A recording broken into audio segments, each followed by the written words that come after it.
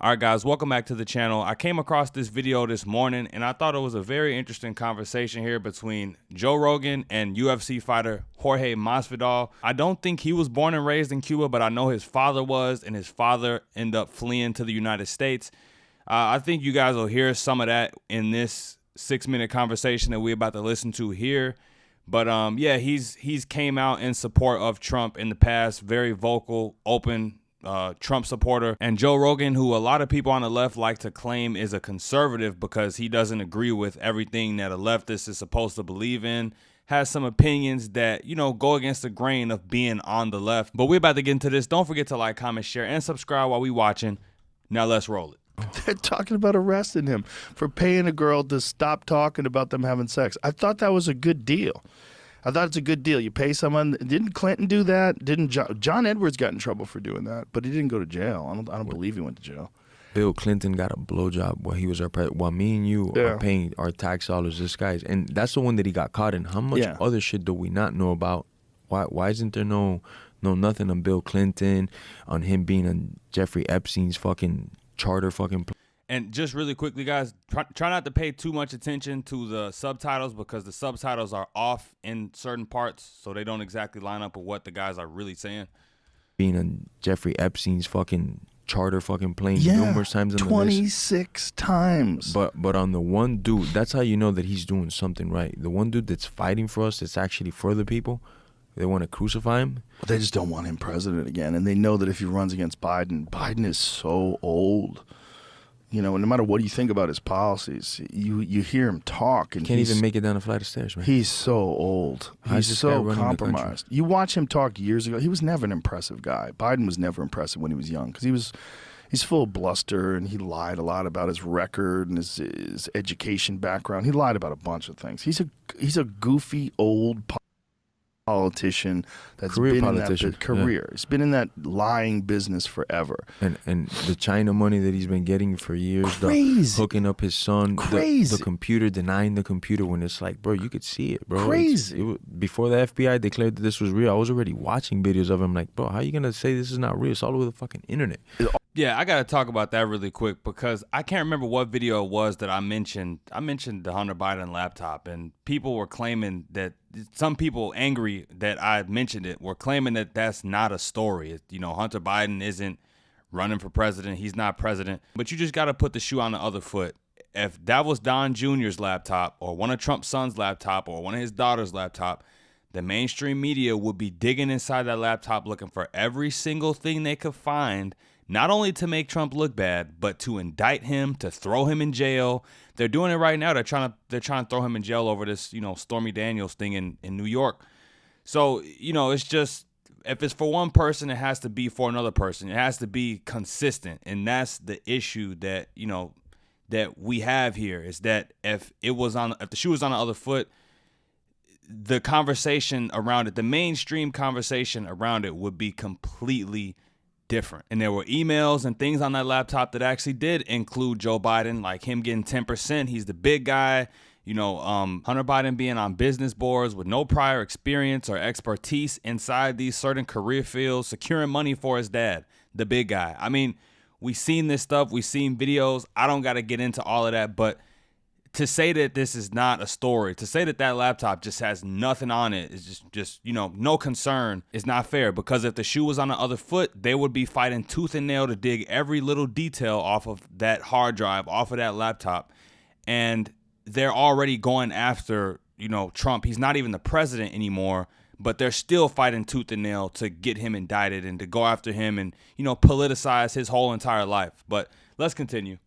All over the internet. Suppressed it before the election? Yeah, they suppressed it off of Twitter. And the fact that the liberals keep saying that there's nothing to that, like, what are you talking about? If that was Trump and Donald Trump Jr. was doing street crack with hookers in Vietnam and getting foot jobs, you'd be like... And getting $10 million from these places where he's not equipped to have those type of jobs? Yes.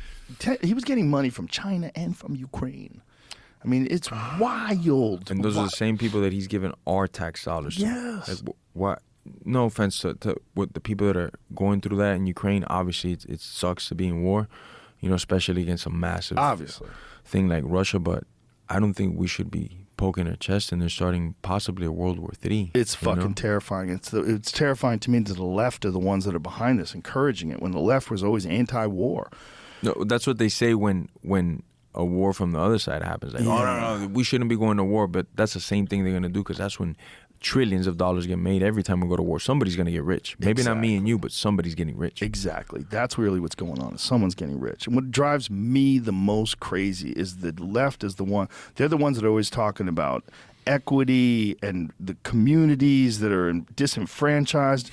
Do you know how much money they could have spent fixing up places like Baltimore and Detroit? It could be a paradise. They don't care about any of those places. They don't. It's just a slogan. It's just bullshit. It's the same thing that they did in Cuba, literally, in places like Venezuela. In Cuba. Just to backtrack on what Joe just said, there are people who will say the right it has always been pro-war and that the right, is all about funding the military and things like that. But Joe Biden is the president at the moment, and that's the reason why he's talking about the left, and the reason why he mentioned cities like Baltimore and, Detroit, cities like this, because these are Democrat-controlled cities.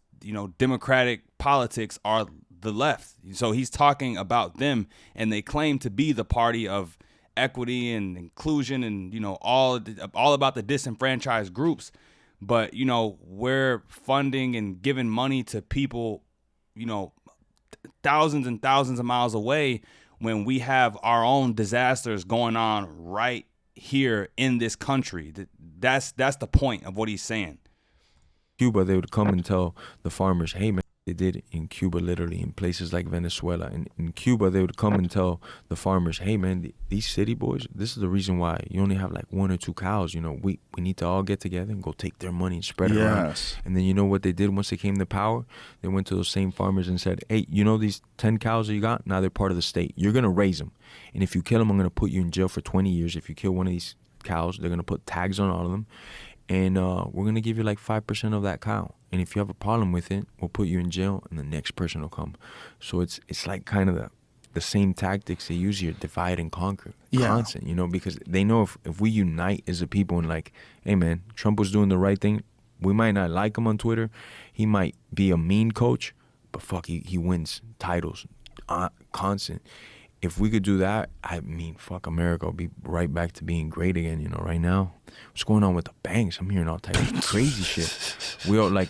I hear these crazy reports. I read these reports that I forgot the exact percentage, but if a certain percentage of people right now were to pull out their money, banks are collapsed. So there's 200 banks that are apparently in danger. This is what I read. Is this, I hope it ain't mine. Have you been paying? You've been paying attention. Yeah, a little if bit, I right? start looking too deep, it get sounds panicked? like the whole fucking thing is really about to just fall apart. But I'm like, okay. I knew it was bad. I don't like it. I'm so scared. I knew it was bad when one of the heads of my bank sent me a message. Hey, I just want to send you a message. Everything is good here. We're well taken care of. You got nothing to worry about. Your money's in a safe place. You're like, oh my God, let me get my money now. I called him right away and I told him, hey, bro, do me a favor. Would you tell me if it wasn't good though? You're gonna tell me that? He's like, no. Of course I would. I'm like, no, you wouldn't, man. Come take your money out now before we go broke. You're not going to tell me that, man. Maybe we do it to you because you might fuck him up. I might fuck him up, man. But damn, it's scary times. It is scary. It's definitely scary. And, that's the reason why, I've been with the same bank for a very long time. I'm not going to say what bank it is, but it's a big branch. You could probably, it was a very big name brand bank. You could probably take a swipe, a guess at which one of the ones it is. But, that's why you don't go with no woke bank or no bank that's doing any type of woke stuff. You put your money in the bank as a means of saving it. Then they go and invest it and move it from place to place. But the thing is most people don't have huge lump sums of money that they're taking out of the bank that they need from the bank at a given time. So long as they have the 1,000 you need, the 500, the 2,500, whatever to pay your bills, then, we all good. But yeah, I would say that's when you panic. You panic when they don't have the $500 or $1,000 that you need to pay your bills and they telling you that, they can't give it to you. Then you should really be wary of what's going on with your bank and you might want to take your money out. Living it, bro. I think it's scary because I think a lot of but damn, it's scary times we're living in, bro. I think it's scary because I think a lot of these banks, it's kind of funky. It's like if you just take all the money out, they're fucked. And if people panic and they take all the money out, and then those banks are fucked, and then we might have just collapsed the economy right now, me and you with this conversation. Well, if you let too many people know what's going on, it could collapse the economy. If you let too many people panic, if someone decided, like some financial expert, not a moron like me, but someone who's like a legitimate financial Elon Musk expert, says, get your money out now. Oh my God!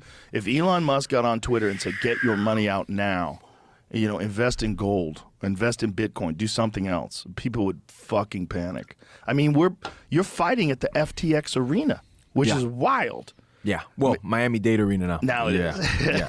It still says FTX on my contract. FTX Arena, bro. That's a fucking awesome one.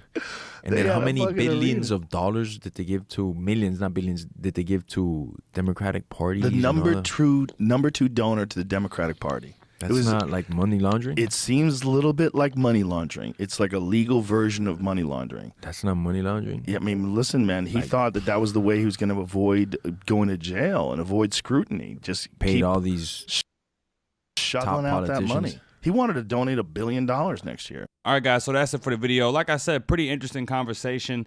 It's nice to see two guys just sitting down and having a discussion. It should be more discussions like this being aired out on TV where everyone could actually see. But unfortunately, most of television is dominated by political correctness. So it's things you can't say, things you can say, things that'll get you fired, and that's why the credibility of a lot of these mainstream media news stations is dying, because it's not about real journalism or even just having real discussions about topics. It's all narrative pushing. It's all, partisan, picking sides.